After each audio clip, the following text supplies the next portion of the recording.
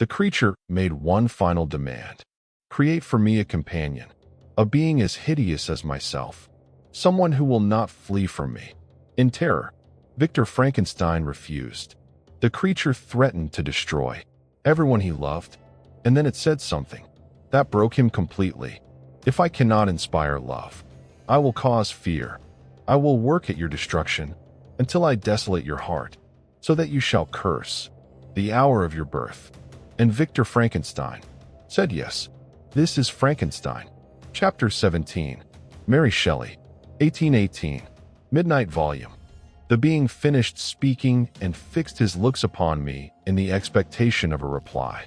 But I was bewildered, perplexed, and unable to arrange my ideas sufficiently to understand the full extent of his proposition. He continued, "You must create a female for me with whom I can live in the interchange of those sympathies necessary for my being.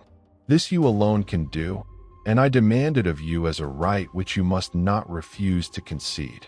The latter part of his tale had kindled anew in me the anger that had died away while he narrated his peaceful life among the cottagers, and as he said this I could no longer suppress the rage that burned within me. "I do refuse it," I replied, "and no torture shall ever extort a consent from me.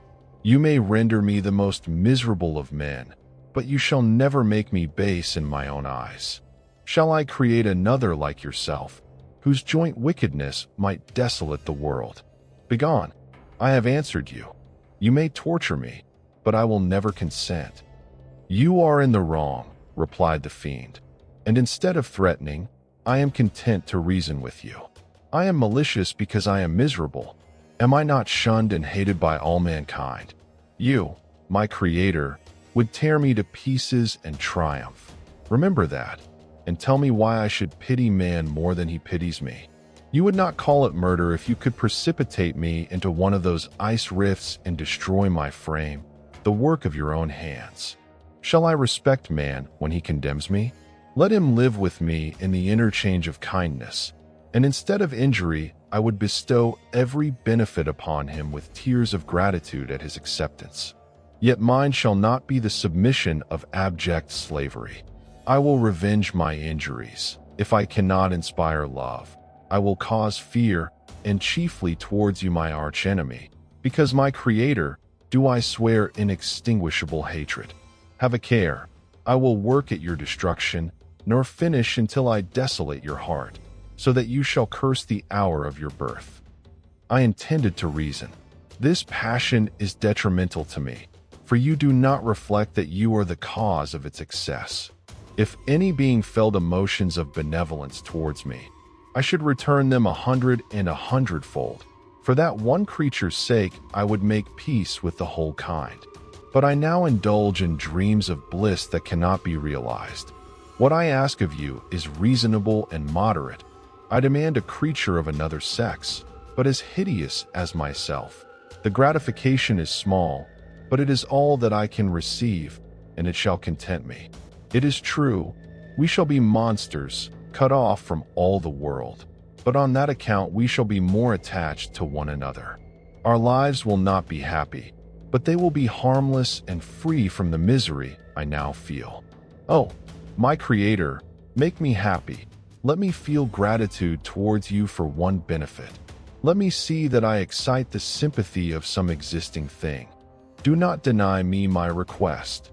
I was moved. I shuddered when I thought of the possible consequences of my consent, but I felt that there was some justice in his argument. His tale and the feelings he now expressed proved him to be a creature of fine sensations, and did I not as his maker owe him all the portion of happiness that it was in my power to bestow?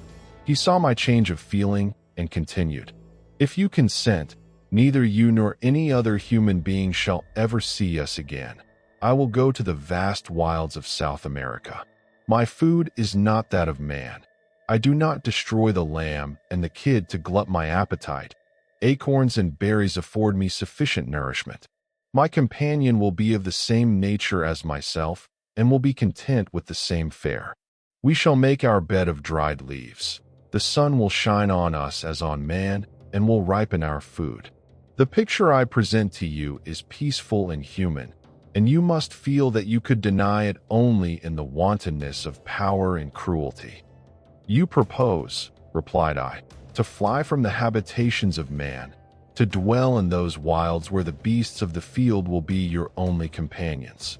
How can you, who long for the love and sympathy of man, persevere in this exile?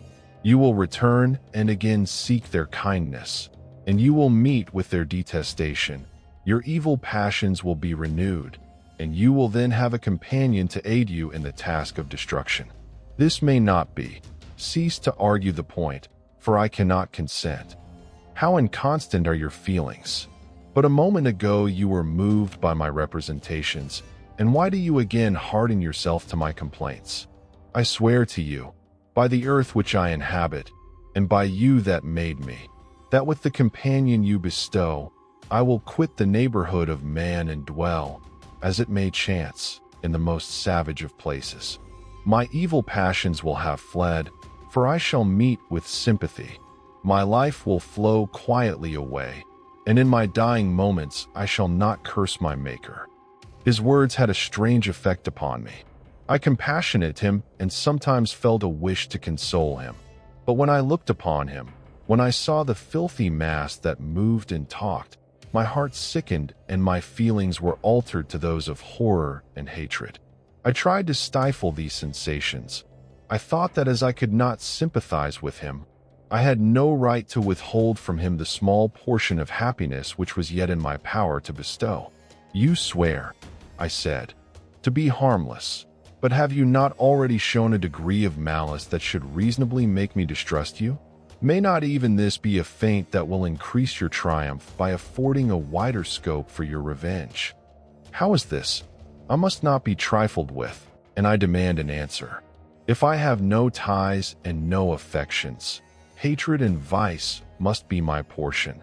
The love of another will destroy the cause of my crimes, and I shall become a thing of whose existence everyone will be ignorant. My vices are the children of a forced solitude that I abhor, and my virtues will necessarily arise when I live in communion with an equal. I paused some time to reflect on all he had related and the various arguments which he had employed. I thought of the promise of virtues which he had displayed on the opening of his existence, and the subsequent blight of all kindly feeling by the loathing and scorn which his protectors had manifested towards him. His power and threats were not omitted in my calculations. A creature who could exist in the ice caves of the glaciers and hide himself from pursuit among the ridges of inaccessible precipices was a being possessing faculties it would be vain to cope with. After a long pause of reflection, I concluded that the justice due both to him and my fellow creatures demanded of me that I should comply with his request. Turning to him, therefore, I said, I consent to your demand, on your solemn oath to quit Europe forever and every other place in the neighborhood of man, as soon as I shall deliver into your hands a female who will accompany you in your exile. I swear, he cried, by the sun, and by the blue sky of heaven, and by the fire of love that burns my heart, that if you grant my prayer, while they exist you shall never behold me again. Saying this, he suddenly quitted me, fearful, perhaps, of any change in my sentiments. I saw him descend the mountain with greater speed than the flight of an eagle, and quickly lost among the undulations of the sea of ice. His tale had occupied the whole day, and the sun was upon the verge of the horizon when he departed. I knew that I ought to hasten my descent towards the valley, as I should soon be encompassed in darkness, but my heart was heavy, and my steps slow. Night was far advanced when I came to the halfway resting place and seated myself beside the fountain. The stars shone at intervals as the clouds passed from over them. The dark pines rose before me, and every here and there a broken tree lay on the ground. It was a scene of wonderful solemnity and stirred strange thoughts within me. I wept bitterly, and clasping my hands in agony, I exclaimed, "Oh, stars and clouds and winds, ye are all about to mock me. If ye really pity me, crush sensation and memory. Let me become as naught. But if not, depart, depart. and leave me in darkness. Morning dawned before I arrived at the village of Chamonix. I took no rest, but returned immediately to Geneva. Even in my own heart, I could give no expression to my sensations. They weighed on me with a mountain's weight. Thus I returned home, and entering the house, presented myself to the family. Yet even thus I loved them to adoration, and to save them, I resolved to dedicate myself to my most abhorred task.